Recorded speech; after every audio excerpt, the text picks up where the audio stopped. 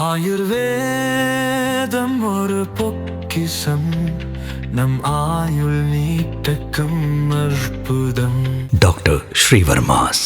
பீகாரில் 19% மக்கள் தொகை கொண்ட முஸ்லிம் சமூகத்துக்கு எந்த தலைவரும் இல்லை என்று ஏஐஎம்ஐஎம் தலைவர் அசாதுதீன் ஓவைசி வேதனை தெரிவித்துள்ளார். பீகாரில் நடந்த சிறுபான்மை சமூகத்தினரின் கூட்டத்தில் பேசிய ஓவைசி, பீகாரில் உள்ள யாதவ், பாஸ்வான், தாக்கூர் உள்ளிட்ட அனைத்து சமூகங்களுக்கும் அவர்களுக்கென்று தலைவர்கள் உள்ளனர். ஆனால் பீகாரில் 19% உள்ள இஸ்லாமிய சமூகத்திற்கு ஒரு தலைவர் கூட இல்லை. ஏன் இந்தியாவில் 50 முஸ்லிம் எம்பிகள் கூட இல்லை என்று விமர்சித்துள்ளார்.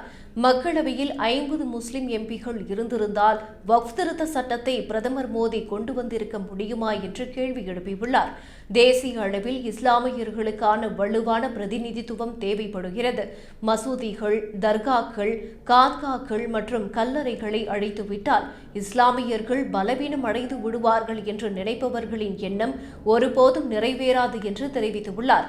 மேலும் வரும் பீகார் சட்டமன்ற தேர்தலில் இண்டி கூட்டணியுடன் இணைந்து போட்டியிட விருப்பம் தெரிவித்து ராஷ்டிரிய ஜனதா தளத்தின் முன்னாள் தலைவரான லாலு பிரசாத் யாதவிடம் 2 முறையும், தேஜஸ்வி யாதவிடம் 1 முறையும் கடிதம் அளிக்கப்பட்டது என்றும், கூட்டணி தொடர்பாக ராஷ்டிரிய ஜனதா தளத்திடம் இருந்து எந்த பதிலும் வரவில்லை என்றும் ஓவைசி கூறினார்.